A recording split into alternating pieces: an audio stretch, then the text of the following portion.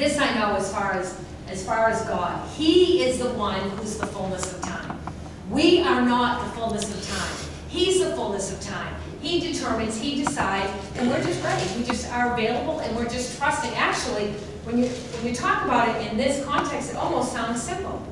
It almost sounds like, that's kind of easy. I mean, it's a lot harder, I know, to walk it out. I know, I mean, you know, Dan and I are tarrying in some areas, and it's difficult, and it's frustrating when he doesn't show up sometimes in what we think was the schedule, what we think is the plan. There's frustration that comes in, and there's confusion that comes in.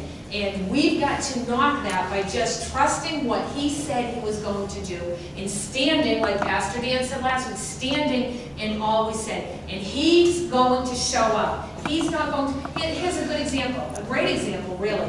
When Pastor Dan was sick with a kidney, and there were some really rough days there, and he didn't tell me this till afterwards, till everything was all done, but he literally would lay there in bed sometimes, and he would have a conversation with God, and he would say, I know today is not the day that I'm going to die because there's things you promised that haven't been fulfilled. That's how he tarried.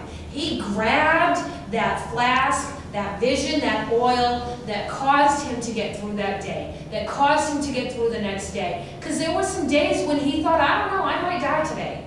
But then he'd remind God, no, it can't be today because there are some things you've shown me personally, God, for Linda and I, that we haven't walked through.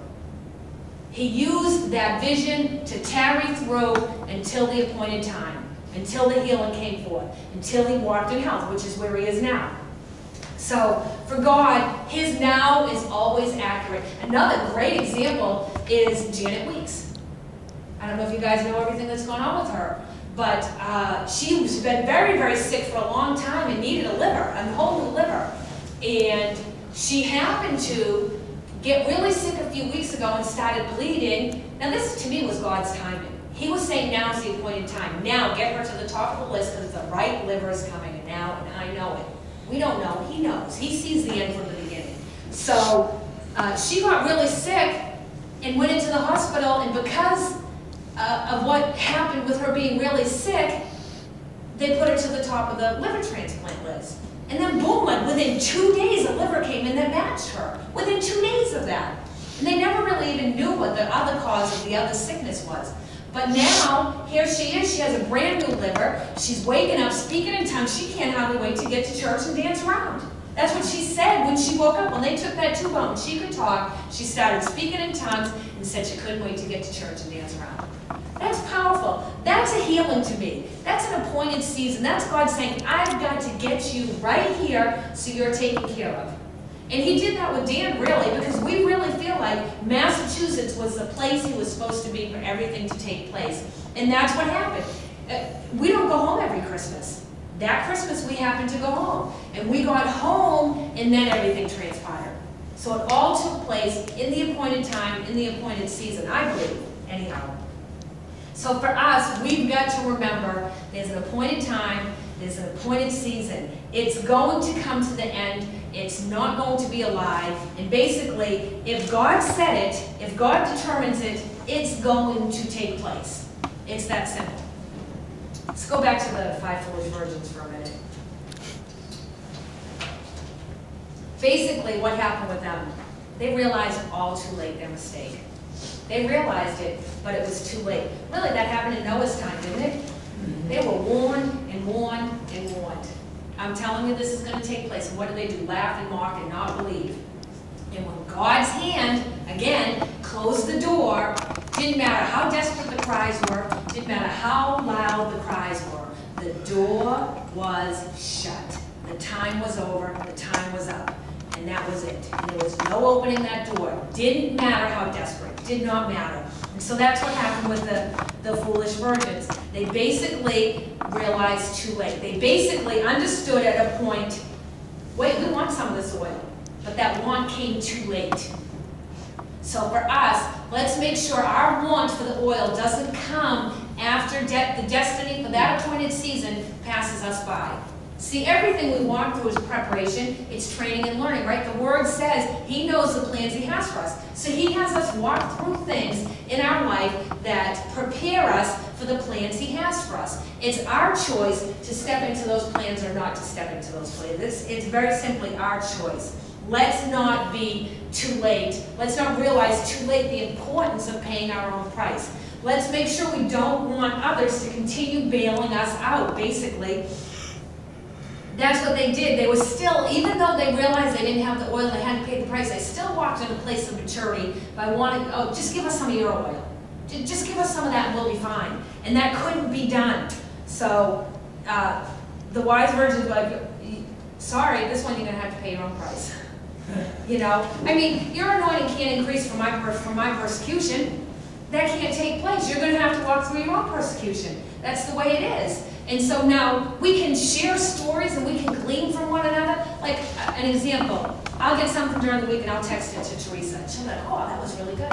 You know? And then she'll get something and she'll text it to me and I'll text her back, well, that was really good, or yes, it made better, whatever. You know? But I think she would say the same thing. There's nothing like your own revelation. When you read something and you're like, God breathes on it, shows it to you, there's nothing that compares to that.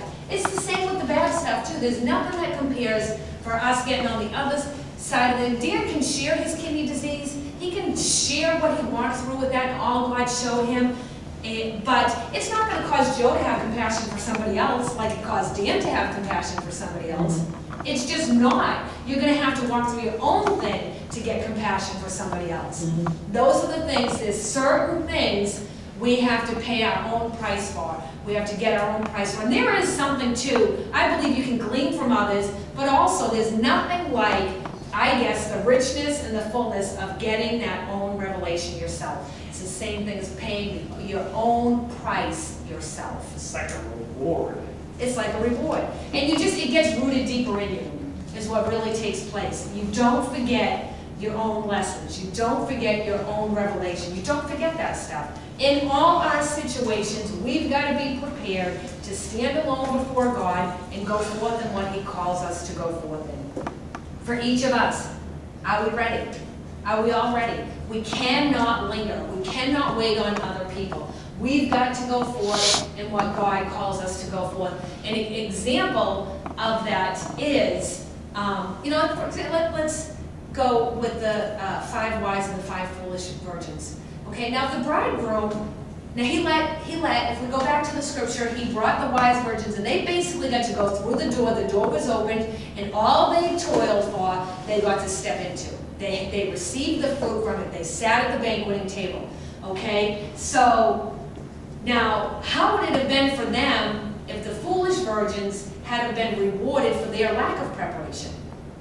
That wouldn't even have made any sense. So why should you reward a vice, basically, and ignore integrity, ignore purity, ignore walking in the righteousness of God, ignore somebody paying the price of truly being set apart and consecrated? Sometimes a very isolated place for us, but we continue to choose to press on. It doesn't matter. It doesn't matter. Like I said, if I'm even standing here alone before God, going forth, then that's what I'm going to do. That's what I'm going to walk out. We all pay that own price. That's something you can't hand to somebody else.